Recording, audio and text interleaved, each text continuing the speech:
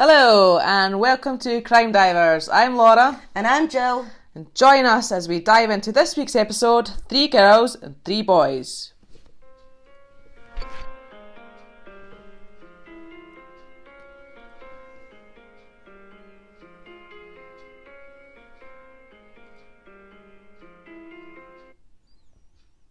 Hello. Hello, welcome back. I know, here we are again for another episode. Yeah, so this week I decided to do something a little bit different. Okay. So there's no grisly murders involved, which you'll be happy about. Yeah, a bit of a reprieve. But there could be a bit of confusion. Oh. Okay, So- then. Let's try and not be too confused. Yeah, I'm just going to warn you to start off with. This is a kind of crazy story. Okay. And there could be a bit jumping about, and there's obviously a few different names. So if you kind of get confused, just stop me and ask questions. I shall because- ask, don't you worry. Yeah. On behalf of me and the listeners, in case we're all confused. Yeah, and as I said, like when I was writing it out as well, sometimes even I got confused and wrote the wrong names. So Oh God. anyway, we'll just get on with it. And... Yes, let's see how we get on. Right, Let's so just dive in. yeah, so this episode is called 3 Girls, 3 Boys. So the story begins on social media back in 2009, so it's quite fairly recent. So not an oldie. Yeah. So one of the girls, she is called Jessica Sayers, and she was sort of 15, 16 over the course of what happened. I think it started at 15. I think she's maybe had a birthday. Ah, right, okay. And Yeah. she's turned 16. Okay. So she had moved in with her gran when she was 14, and she'd started a new school. They lived in Weybridge, Surrey, which is in England, and she became best friends with a girl called Alice. Alice has kept her real identity hidden, so that's not her real name, but that's her name in this story. Okay. She's called Alice. Okay. So Alice was also really good friends with a girl called Gemma Barker, but even though Gemma was 2 years older. So Alice introduced Jess to Gemma, and they're all really good friends. So you've got that's the 3 girls. 3 girls, yeah. Right? Okay. So we've got Jess, Gemma and Alice. Okay. So far so good. So far, so good.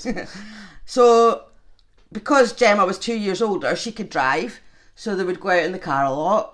And when they went out in the car, they'd be at home and they'd be on their computers chatting on chat sites and Facebook. So typical girls, really. Typical teenage girls. Yeah, teenage girls. Yeah. They would use MSN a lot, which is an instant messenger, in case anybody doesn't know. That takes me back. Yeah. But this is 2009, so this is when this was all... This is what everybody did. Yeah. Well, I didn't because I was older, but... Oh, yeah. But I remember MSN. Yeah. So one day, a boy added Alice on MSN. She didn't recognise his name, so she asked him who he was.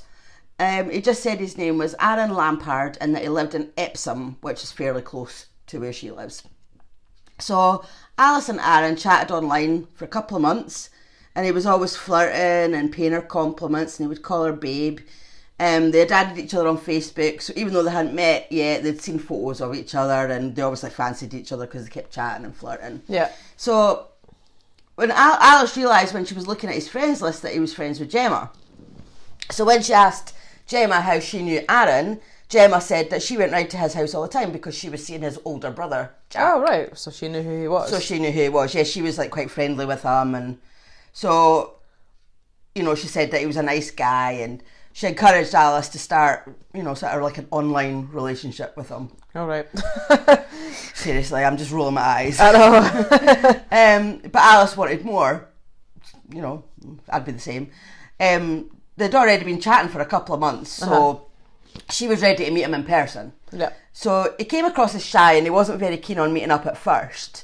But Alice told him, if they didn't meet, then she wasn't going to chat online to him anymore. She wanted it to be real. Yeah, well, that's it. 'Cause being online is not real. Yeah, well, not maybe to them it is, but I don't think you can really know somebody until you meet them. No, exactly. I mean, I understand the starting online and Yeah, that's getting to fair know enough. someone, because that's how online dating is done. I Yeah, suppose. of course. I mean, I don't have a problem with that, but I think you need to. You can't Yeah. just have an online relationship. Yeah, if you really like somebody and clearly they've been chatting a lot, you'd think that they would want to meet each other. You would want to move on to the next Yeah. level, wouldn't you? Definitely.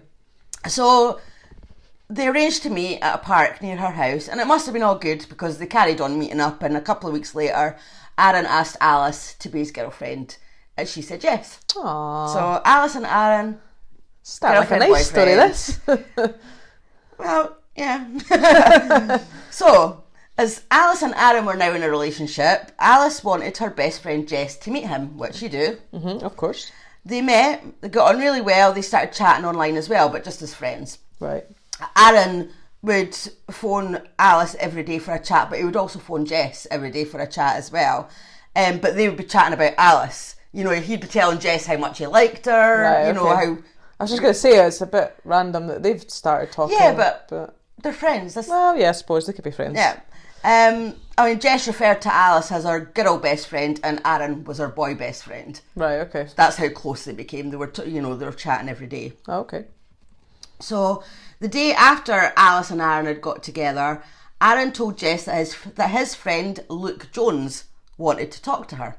So he must have seen her Facebook profile, saw that she was pretty. What's Facebook about then? Well, obviously, I wouldn't be telling this story if it wasn't. I know, but you had things like other kind of... It was 2009. Oh, I can't remember when it started. Yeah, it was 2009. Of course it was about. So, Aaron gave Luke Jessica's MSN address, and he added her. So they started chatting on there. So they obviously also added each other on Facebook, so they could see photos of each other. Yeah. So they chatted and flirted for a while online, and then they decided to meet up in person. They would start meeting in the park, and they would talk and cuddle and kiss, and became boyfriend and girlfriend. So meanwhile, Gemma, she had gotten herself a full-time job, so they didn't see her as much. She's the older one, right? Yeah, she's the older one. Right, okay, so yeah. Sorry. They didn't see her as much, but Alice and Jess weren't actually that bothered, as they were like too caught up with their boyfriends. You know what it's like when you first start going out with somebody and you're you're besotted. Yeah, your whole world is all about them, and so Luke Jones was Jessica's first boyfriend, and he was a year older than her. Okay. She was 15 at this point, he was 16. He wanted a sexual relationship, but Jess wasn't ready for that. She was happy to kiss and cuddle, but she said that Luke would put his hand down her pants and insert fingers into her. But she would be saying no and telling him to stop, but he wouldn't. He would just... He wouldn't listen. Yeah, he would always just keep going. She'd get really upset, obviously, but she stayed with him because she liked him so much. So she just put up with it and let him get away with it, really? Yeah. But then Jessica went on holiday, and Luke went off with somebody else, so that was nice. Oh, so it's just because you went on holiday? Yeah, just must have, I don't know. He just went off with somebody else. Oh. This girl went to Jessica's school. Mm-hmm. So it was even more upsetting because Jess still really liked him, and the girl knew that. Mm-hmm. Luke had said that him and the girl had met at the ice rink, but the girl, she said that they'd never met. So it was just an online relationship again. Yeah. So Jess, being a typical teenager, let her feelings be known on Facebook. So Nothing's changed. No. One stat she put up read, quote, "I hate you both. You're welcome to each other. Fucking dickheads." End quote. Oh. Fair enough. So she'll let them know. Yep, fair it is. So pretty soon after Luke and Jess had split up, a boy called Connor McCormack added Jess on MSN. Okay. So this is the third boy, right? So there'll be no more. Connor, Luke, and Aaron. Aaron. Right. Do you want me to sum it up? Yes. So you've got Gemma, who's off having she's going out with this guy Jack, who doesn't really feature. Right. So she's away with a full-time job. Right, okay. So they're not seeing her as much. Right. Aaron and Alice are boyfriend and girlfriend. And now Luke and Jess have split up. Yeah. So Jess is going to start talking to Connor. Right. Right? I got you. So yeah, Connor had added Jess on MSN. So Connor said to Jess that, she was a really nice girl. She didn't deserve what Luke had done to her.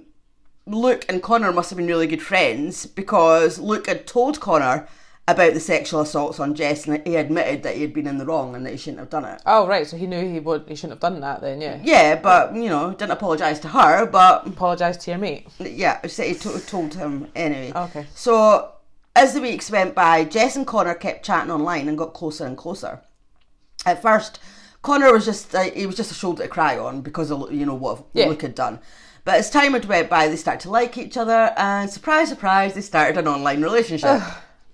Of course. This is obviously how, I don't know if it still happens because, you know, I'm old, but maybe this is what they do these days. They start their relationships online.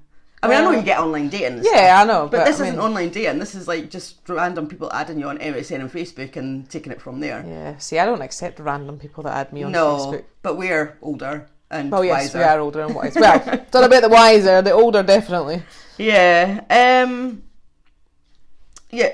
So they eventually met up in January 2010, which was like a couple of months after this story starts. Yeah. They started meeting under a big tree, which is on the green right beside Jessica's house. Connor gave her a gold chain and asked her to be his girlfriend. Aww. And she said yes. You're making this story sound awful nice. I know, I don't know why, because it's not. Jessica was besotted with him, and like he would text her all the time, and you know, she would write on her Facebook about how much she loved him. So she went from hating one boy to loving another one on her Facebook. Yeah, again, that does still happen. Yeah, I these think days, I think she was very vocal. Yes, sounds like it. But there was something weird about Connor. He didn't talk.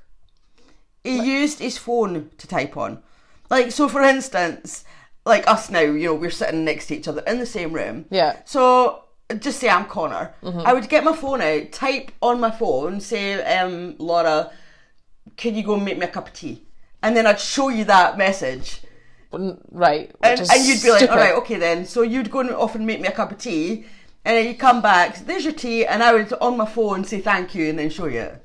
So that's what... That is very weird. So Jess would, you know, she would talk. She'd be verbal, but he would just, like, type on his phone. Right, okay. That's very And random. when asked if she thought that was odd, she just said, yeah, but I just thought he was shy. I know, but you'd think that they would be comfortable enough to have a conversation. Yeah, I mean, of course. All his life, has he not met people and had friends that he would sit and have a conversation He with? must talk in life. Well, he must talk. That just seems very weird. Yeah. But although to be fair, didn't... like people have phones that are lazy these days, because I know people like yourself that will text people in the same house. I'll text somebody that's in the same house, but that's just because they might not hear me shouting, like if they've got the telly on or something like that. But if I'm sitting in the same room as somebody, I'm not going to like text them or... Well. Anyway, shushed. Let's get on the next bit. Okay. So, back to Alice and Aaron. They were having a sexual relationship by now. Okay. She had been a virgin before, so she said she had nothing to compare it to, but it was good. She was happy with the sex, you know, he satisfied her, you know, it was all good. There it is. But one day, Aaron was at her house and he was playing, I think he was playing Lego or something. I think she had like a little brother. I was just going to say Lego. Yeah, I think it was a brother and they were playing Lego in another room. Right. And Aaron had asked Alice to get his keys, which were on the table in her room. So she went to get them, but she couldn't see them. So she thought, oh, well, his bag was lying, his rucksack. So she decided to look in there. And she found a pink dildo. Okay. In the bag. So obviously she was like, what the hell? Uh-huh. So he must have came through, because obviously she didn't do it in front of her brother. No. She confronted him, and he said that he'd only used it on her once. What? And she hadn't know? No. Well, that's why I sort of said before, because she'd said that she'd been a virgin before and didn't have anything to compare it to. What? So he's pretended that... Must have done. Oh. So, okay. So anyway, apart from that, during their relationship, if at any time things weren't going too well, or if Aaron felt he wasn't getting enough attention, he would come out with some sob story, which, you know, it wasn't true. But he would say, like, once he said that his brother had drowned. Right. And there was another time he said that his other brother had leukemia. So, I mean, I don't get it. I think maybe that was if he maybe thought that she was going to split up with him. Yeah, he would say something she would that feel would, sorry for him and stay with him. Which so. has happened, does happen. It does happen, yeah. Yeah. But she, you know, so that along with the dildo thing, you know, she was really upset, and I think she started having doubts about the relationship, and she was really angry with him, so she kind of didn't talk to him for a while. Okay. So back to Jess and Connor. Uh-huh.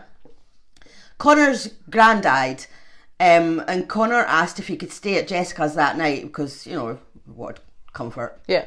So Jessica's gran had never let a boy stay over before, But she was 16 now, and, you know, because of the circumstances, you know, his gran had just died. Yeah. She agreed, but she said, quote, I thought it was quite funny.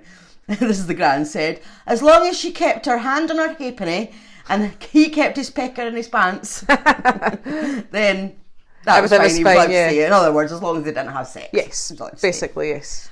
But they did. The trigger warning, this sexual assault is coming up. So okay. So they went to bed, and Jess and Connor were kissing and cuddling, but Connor took things a bit further and he started performing oral sex on Jess. She kept saying, "Can you please stop?" But he didn't stop, and he got a bit aggressive and he started inserting fingers into her. Jess was saying no, and she was telling him to stop as she was in a lot of pain, and she was a virgin, so you can imagine, you know, it would be sore. Yeah. But he just wouldn't stop. She tried to pull herself away, but then she felt something hard going into her. She said that she didn't know what it was. Like, she'd never had sex before. Yeah, so she didn't know. Yeah, she didn't really know what was sort of. Well, she didn't know what was going on, but if you know. Well, she had nothing to compare it to because she'd never been in that situation before. Yeah. So she shouted 3 times. 3 times she shouted, "Connor, will you fucking stop?" But he only eventually stopped when Jessica's phone started ringing. Right. So it was Alice. So she was talking to Alice, and Connor got his phone out and typed, because remember, Connor doesn't talk. Yeah. And he said, "Tell Alice that Aaron has been in a car accident." Okay. And he typed that Aaron had been through the windscreen and was on a life support machine. So, you know, Jessica told her this, and Alice was obviously really upset, and she just assumed that she hadn't been told about it because they weren't talking. They weren't really talking at the moment. So I don't really know how that conversation went after that. But random though, isn't it? Just to, you know, to me, as if he tried to deflect the fact of what had just happened in the bedroom, and he was saying something just to. I have no idea what that. Well, no, actually, I don't know. I don't know. We'll just move on. Yeah. Okay. So once they got off the phone, Connor fell asleep. But after what had happened, obviously, Jess couldn't sleep. She said she felt a gut instinct that something wasn't right. So she turned over to look at Connor's face. Okay. She could only see his side profile of his face. And she realised that she was looking at Aaron. What? How would she not know that wasn't Connor? Well, we'll get to that later. That's a bit for later, I think. You'll get it as the story goes on, okay? I told you you'd be confused. I was going to say, how could that So Jess said she was shocked, obviously, and couldn't understand why Alice's boyfriend, who was supposed to be in hospital, was in her bed. And then it occurred to her that she'd actually been sexually assaulted by Aaron and not her boyfriend, Connor. So had she met up with Connor or Aaron before then? Yeah. And not realised that it wasn't Connor? Yeah. Okay. I am confused. Yes, you will be. So she basically woke him up, kicked him out the house. So, and just a side note, she never actually saw Connor again after that. Connor just disappeared out of her life after that. Oh, really? But as I said, everything will all come to light when I get to it. I was going to say, I hope this all makes sense. Bear with me. Please don't switch off. No. Anybody who's listening. I know it sounds weird and it's a bit sort of teenage, high school, but yes, we will get there. Okay. Right. So, the next day, Alice saw Aaron. So he had turned up with her dad to pick her up from school. So he must have went to her house looking for her, and she was still at school. But she thought he was on life support. Yeah. He had no cuts and bruises, and he just said he had whiplash. Okay. I don't know what she thought about that, because I only know what I've seen and read. Right. Of course. So Jessica decided to tell Alice that Aaron had assaulted her. Because at first she kind of thought she was going to keep it quiet, but then she obviously thought, no, I need to. Yeah, I need to tell. Yeah, and then she reported it to the police. Good girl. Yeah. So the police went to Alice's house to find out more about Aaron. Aaron was shocked and panicking and said it wasn't him. But Alice just said, well, if you were in hospital, then you just show the police the discharge form and that'll prove it wasn't you. But he said he couldn't find it. Of course, because he wasn't there. Yeah. Spoiler. Obvious. Aaron continued to protest his innocence. He said he was in the hospital, so he couldn't have done it. So, here's another confusing bit. Then, after this, up pops Luke Jones. Remember Luke? Jess's first boyfriend? Oh, yes, Luke Jones, yep. Right, he pops up on Facebook and put a status up confessing that he did it. What? He said that he assaulted Jess because he wanted Jess to hate Connor, because she would think it was Connor that had done it to her. But how? I don't understand how they think that she... Well, clearly she was confused about who was who, but how? Oh my god, this is really confusing.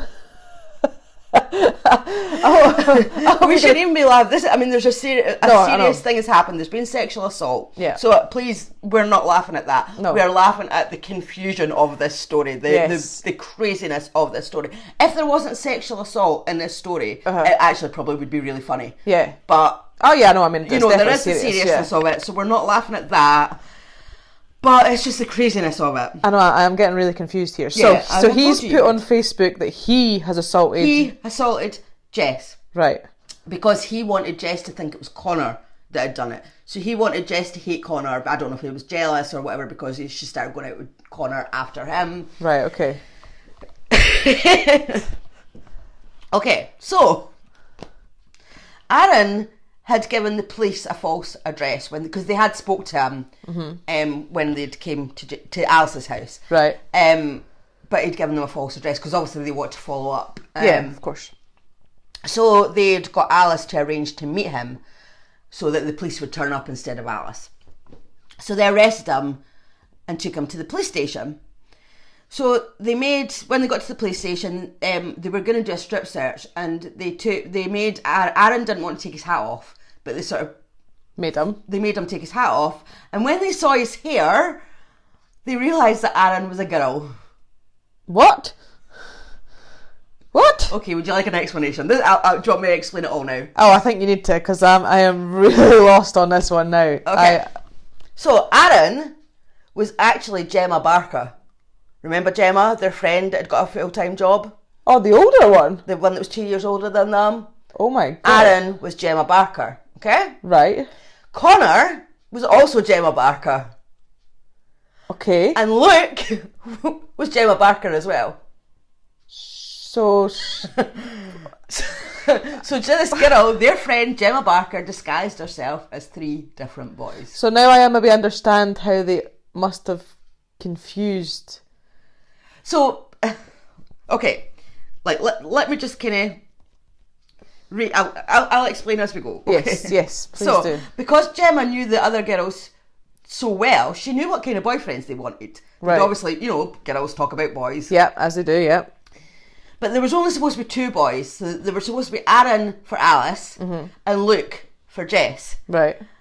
But Gemma took it too far being Luke. She'd obviously...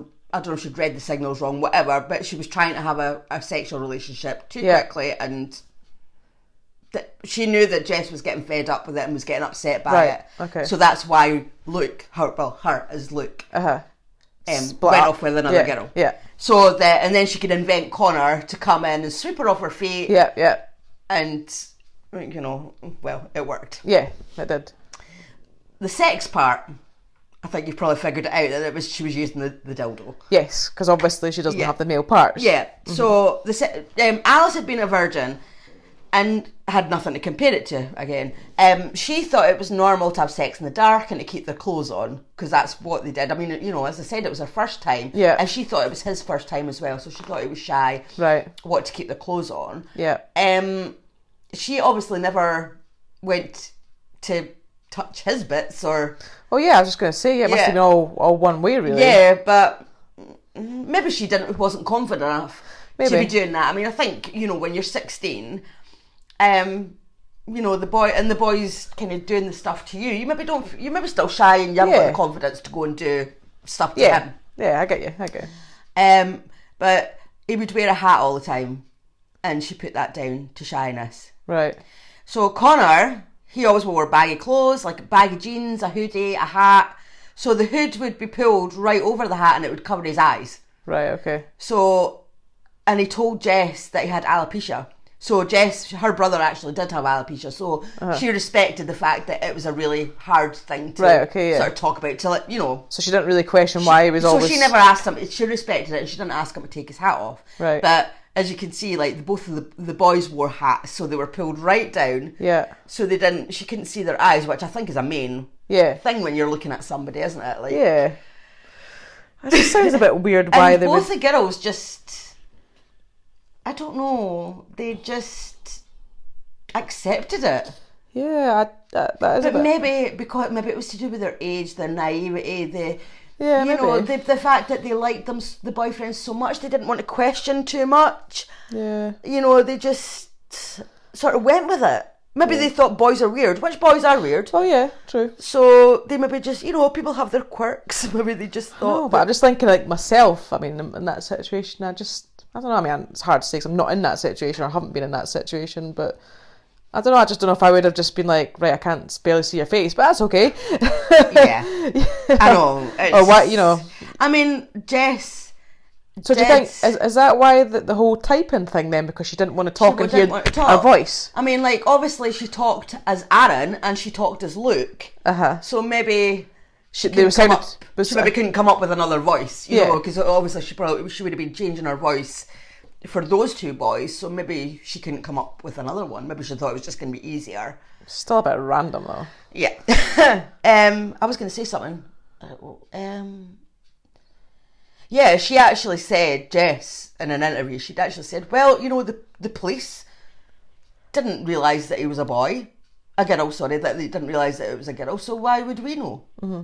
So I was like, but the police didn't spend that much time. Well, yeah, didn't get up close and personal. Yeah. Anyway. Some of Jess's and Alice's friends were skeptical. Thank goodness. You know, at least somebody kind of saw through it. Well, yeah. So apparently all these three boys lived in massive houses on St George's Hill, which is a gated private estate. Right. Celebrities live there. You know, like footballers, Cliff Richard. Like, not a little boy. It was quite hard for them to believe that these three boys all lived in that one estate. Yeah. But Jess actually knocked on Connor's door a few times. Oh, really? But no one answered. But on the last time that she knocked, someone did answer, and they said there was nobody called Connor who lived there. She obviously asked Connor about it, and he had said that the maid would have said he didn't live there for security reasons, as instructed by his parents. Okay, very random. Yeah. But I mean, you're in the teenage years, you tend to believe some stuff. Like, I think, yeah. You're quite naive and stuff. That seems to be what's happened here. I think they've just kind of took them at sort of as just whatever they said they believed. Yeah. I mean, you know, their friends were sceptical because obviously their friends didn't have the feelings that they obviously had. Jess said later that to start off with, this is really unbelievable. This is the bit that I really don't get, okay? Mm-hmm. So to start off with, Connor had been the perfect boyfriend. But as time went on, he began to sexually assault her. Mm-hmm. But he would deny it later and say it wasn't him. Right. He would say that it was Luke who was dressing up as him and doing it when Connor was actually at home. Right. So she was never mad at Connor. This is her words. So Gemma would know that she could always come back to Jess as Connor because Jess was never angry with Connor. Right, okay. Because Jess was told that Luke was assaulting her. Yeah. But again, I don't get that. I just don't... How... So if you thought that Luke was assaulting you, why didn't you report it? Well, yeah. Why were you not saying to Connor, well, can you go and sort your friend out? Go, you know. Well, yeah. Why was this boy letting his friend assault his girlfriend? Yeah, that doesn't add up. No, it doesn't make sense. What I have to say about Jess, because it was a documentary that I was watching, and I have to say about Jess, she came across as such a lovely girl. She really did. But very young. I don't know how old she was. I don't know how much later it was in the documentary that this time had passed. But she came across as still being very young, right, and very naive. Yeah, just like an immaturity about her. Yeah, an immaturity about her. Yeah. Because when she was talking about it, I mean, if somebody's been sexually assaulted, you would think that they would. I mean, everybody deals with things different, but she didn't seem. It was as if she didn't understand the severity of it. You know how bad it actually is to be sexually assaulted. Right. Okay. You know, she kind of like, it was as if she just sort of like took it in her stride. Yeah. As if, you know, well, this did happen. Yeah, it was a bit rubbish. But, you know, you know, she didn't seem to take it that seriously. Yeah. Which, obviously, as I said, you know, everybody must deal with it differently. Yeah, of course, everybody does deal with things especially different. when this girl was a virgin as well. And she's been assaulted by two... Well, it has been the same person, but at the time, she two thought different it was personas. You know, she did think it was two different people. Yeah. So that really surprised me. And I think that's probably why the other girl, Alice, didn't want to be identified, because she maybe did sort of...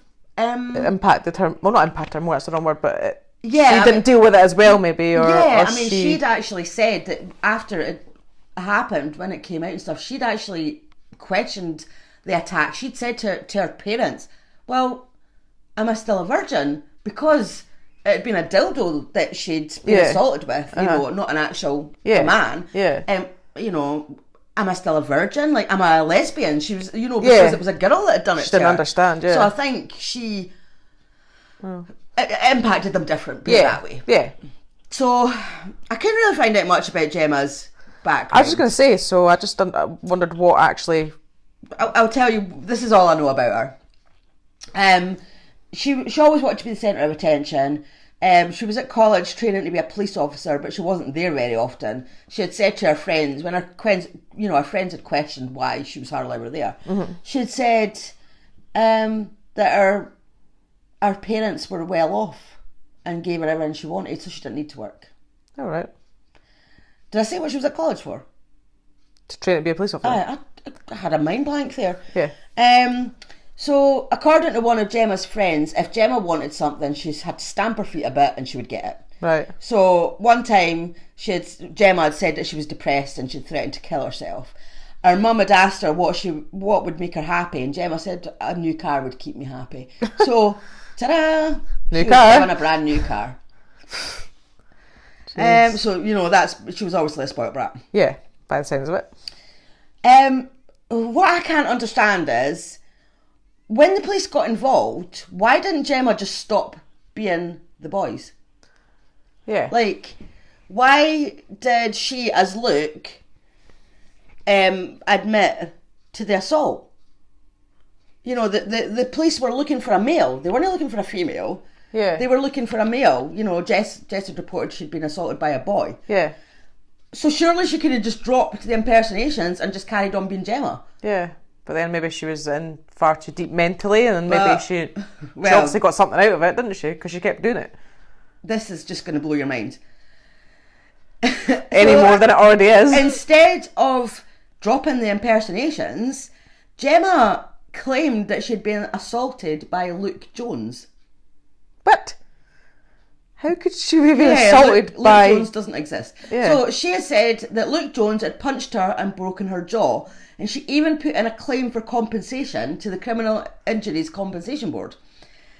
She ended up getting charged with fraud, obviously. I was just going to say, has she been like sectioned or something? Because she sounds like she's lost the plot. So, in March 2012, Gemma pleaded guilty to 2 counts of sexual assault and 1 of fraud. Mm-hmm. Before sentencing, the judge ordered a psychiatric report on Gemma. So the report found that Gemma had a borderline learning disability and difficulty understanding social situations. Okay. There was no evidence of personality disorder, and she was diagnosed with autistic spectrum disorder. And she was sent to prison for 2.5 years. I'm done. So she must be out now then? Yeah. That's crazy. Is that not just the craziest story? It doesn't even sound believable. It doesn't. It actually sounds like you could have made that up. Because it just sounds absolutely not something that you think would happen or could happen. Yeah, as I said, like, apart from the sexual assault... Yeah. It could have been funny. It could have been a funny story. I mean, like, obviously it was still impacting other people. Yeah. So the girls would still have been hurt without the sexual Oh, of assault. course, yeah. Their feelings would have been hurt. They would have been confused. Yeah. So maybe saying it would be funny would be, maybe that's the wrong word. Sorry. But I don't know. It's just so crazy. It is pretty unbelievable. Yeah. And it's just how somebody she could have got away with that. She could, as I said, like she could have just dropped the impersonations and maybe nobody would have known any better. Yeah. So she could have got away with it. And it's just unbelievable to think that somebody could get away with that. Yeah. That's scary though. And you would never expect your best friend, like, you know. Well, I know, because they were obviously like good best friends, and then she goes and does that. And I think that's probably why as well. I mean, the girls didn't, because you're not going to suspect. You start going out with a new boy, you're never in a million years going to suspect that is a girl. Never mind your friend. You would never think it's going to be a girl. So if you're not looking for warning signs, then But again, I just go back to the whole clearly not seeing the face properly because of having the hood and the hat. Yeah, I think now maybe.